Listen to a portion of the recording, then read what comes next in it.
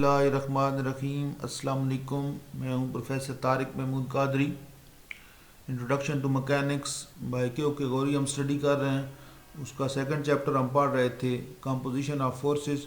और आज के लेक्चर में हम एग्जांपल नंबर 1 डिस्कस करेंगे जो बुक के पेज 19 के ऊपर है। तो चलते हैं आज के लेक्चर की तरफ। ओके, एग्जांपल नंबर 1 में कहता है कि forces P, Q and R act at a point parallel to the sides of a triangle. एक ट्राइंगल है ABC, उसकी तीनों साइडों के पैरेलल 3 फोर्सेस अप्लाई की गई हैं जी। P, Q and R taken in the same order, यानी जो फोर्सेस की डायरेक्शन है अगर उनको head to tail rule add किया जाए तो सम उनका ज़ीरो बनता है, यानी एक ही क्लॉकवाइज या एंटी क्लॉकवाइज डायरेक्शन में उनकी डायरेक्शन बनती है। Show that the magnitude of the resultant is P square plus Q square plus R square minus 2P Q cos C minus 2Q R cos A minus 2RP cos B and whole square root.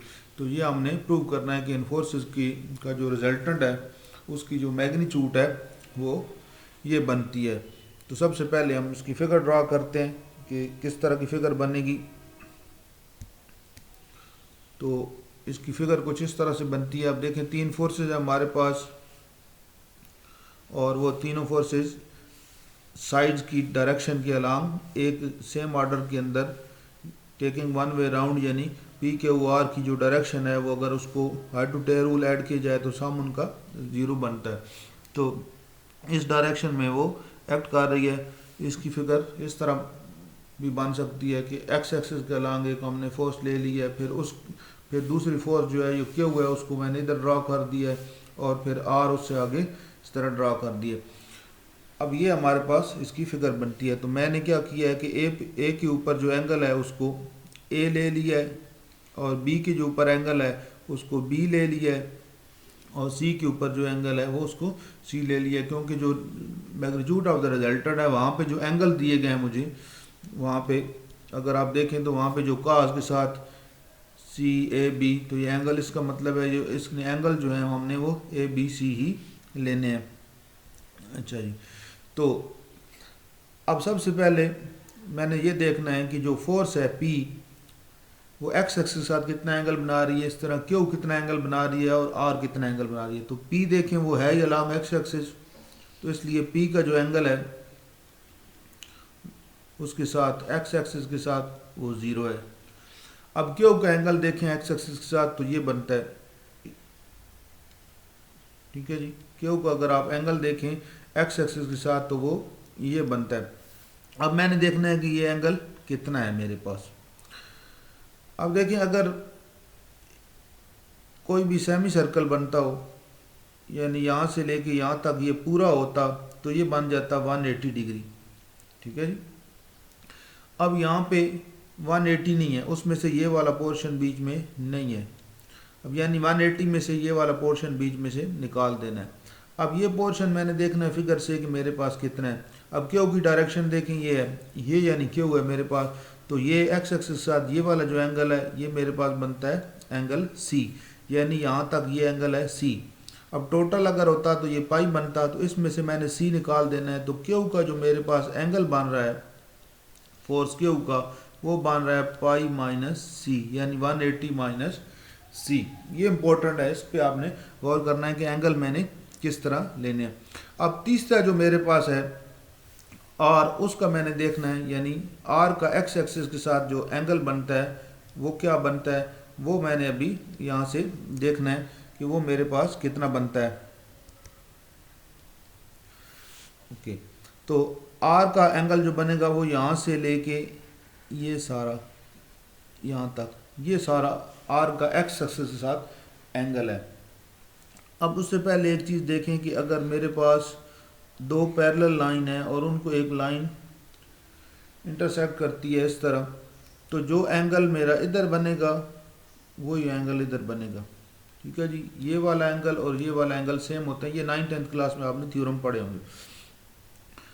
अब इसी की base पे आप देखें, यहाँ पे अगर मैं ये लाइन ड्रा करता हूँ, मुझे एंगल क्या चाहिए, ये मेरा x एक्सिस है, ये R फोर्स है, तो मुझे एंगल चाहिए यहाँ से लेके यहाँ तक, ये सारा एंगल चाहिए। अब ये जो पैरेलल वाले मैंने आपको बताया है, तो ये दो लाइंस हैं, एक लाइन ये है और एक लाइन ये है, ये दो पैरेलल लाइन है और ये उनको कट कर रही है। इसका मतलब जितना एंगल इधर बी बनेगा तो इधर भी एंगल मेरे पास क्या बनेगा, बी बनेगा। ठीक है जी, यहाँ पे एंगल बन रहा था बी, तो यहाँ पे भी एंगल बन जाएगा बी। अब मेरे पास आसान हो गया।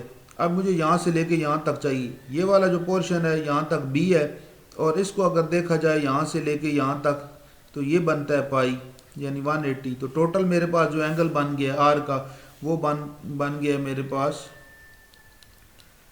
Pi plus B. तो ये सबसे इम्पॉर्टेंट चीज़ इसमें पूरे क्वेश्चन में एंगल ही है। पी का एंगल बना था 0, क्यू का एंगल हमने फाइंड किया पाई माइनस सी, और आर का एंगल फाइंड किया पाई प्लस बी। इनको अब हम आगे अप्लाई करेंगे। तो ये मेरे पास एंगल आ गया और इनको मैंने अलग से यहाँ पे लिख दिया। अब हमने जो इसका रिजल्टेंट है फर्ज करेंगे वो, अब ये सारी पहले कहानी लिखता हूँ कि let P Q and R act along the side B C, यानी पी जो है अलॉन्ग बी सी है, फिर सी ए, आर जो है वो क्यू जो है वो सी ए के अलॉन्ग है, और आर जो है वो ए बी के, of a triangle taking one way round, taking one way round यानी एक ही डायरेक्शन में, एज शोन इन फिगर वही take B C along x axis. तो ये कहानी लिख दिया कि बी सी जो है वो अलॉन्ग एक्स एक्सिस है। अब फर्ज कर लेते हैं कि हमारे पास एफ आर नहीं ले सकते रिजल्टेंट के लिए, क्योंकि आर ऑलरेडी फोर्स के अंदर मौजूद है, तो हमने एफ कर दिया। Let F be the magnitude of the resultant. Then हमने जो थ्योरम ऑफ रिजल्ट पार्ट पढ़ा था उसके मुताबिक एफ जो होगा वो क्या होगा, स्क्वायर रूट होगा एक्स कंपोनेंट के सम के स्क्वायर के और वाई कंपोनेंट के सम के स्क्वायर के। ये फार्मूला है, ये हर क्वेश्चन के अंदर तकरीबन यूज होगा।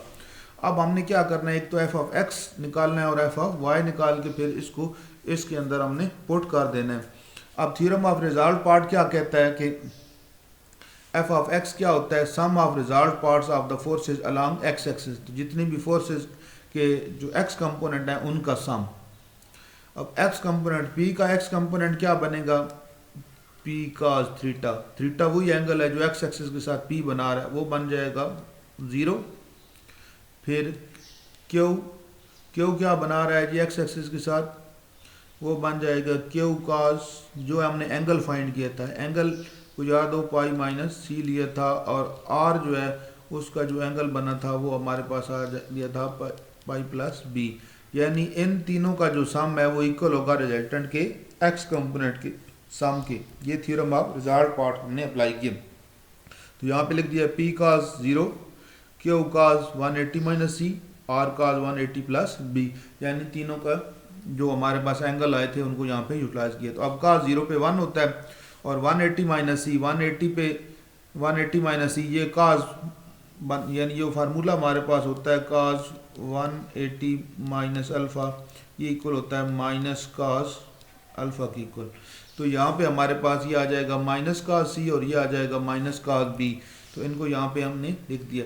अब चूँकि वहाँ पे फार्मूले के अंदर हमारे पास क्या है, स्क्वायर भी है, एफ एक्स का स्क्वायर, को यहाँ पे हम स्क्वायर भी ले लेते हैं। तो taking square on both sides we get, तो अब a square plus b square plus c square का फार्मूला यहाँ पे अप्लाई करेंगे तो वो होता है a square plus b square plus c square plus 2ab plus 2bc plus 2ca।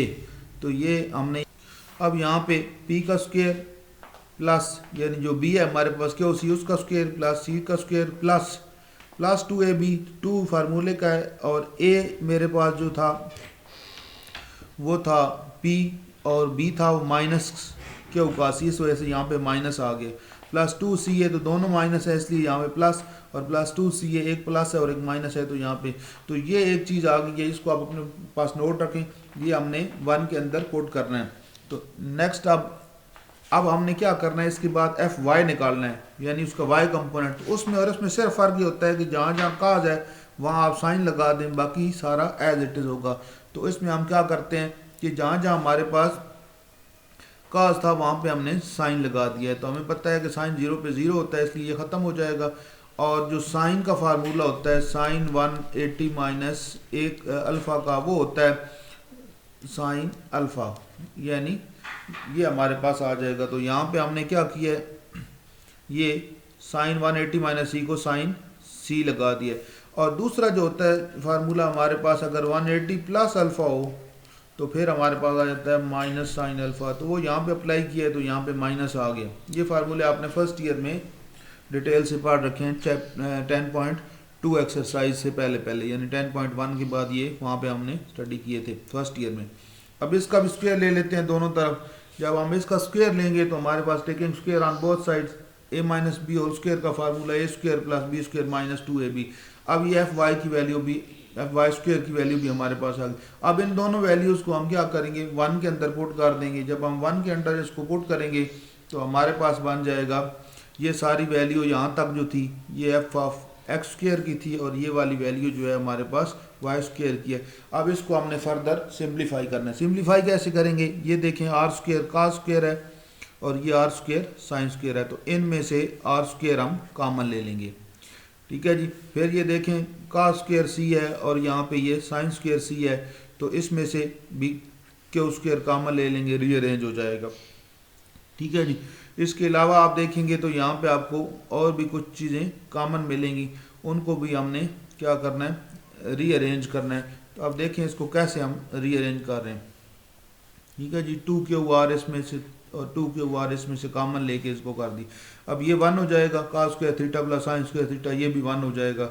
और ये देखें कास बी का सी माइनस साइन बी साइन सी, तो ये फार्मूला बन गया है काज अल्फा प्लस बीटा का, जो हमारे पास होता है काज अल्फा काज beta minus sine alpha sign beta. ये भी फर्स्ट ईयर में आपने पढ़ा है। तो इसको जब यहाँ पे अप्लाई करेंगे तो ये हमारे पास यहाँ 1 आ गया, यहाँ 1 आ गया, तो P square plus Q square plus are square minus 2p Q, ये दोनों एज इट इज आ गया। और ये जो लास्ट वाला था ये फार्मूला हमारे पास बन गया काज बी प्लस काज सी का फार्मूला। अब b प्लस सी जो एंगल है ये किसके बराबर होगा, तो आपको पता है कि तीनों एंगल्स किसी भी ट्राइंगल के हों तो उसका सम 0 होता है, सॉरी 180 होता है। तो a प्लस बी प्लस सी हमारे पास आ जाएगा 180 और वहाँ से b प्लस सी की वैल्यू हम फाइंड आउट कर लेंगे। तो यहाँ पे a plus b plus c 180 आ गया हमारे पास, तो b plus c is equal to 180 minus a. अब यहाँ पे क्या होगा 180 माइनस ए आ जाएगा, वो जब हम पुट करेंगे यहाँ पे।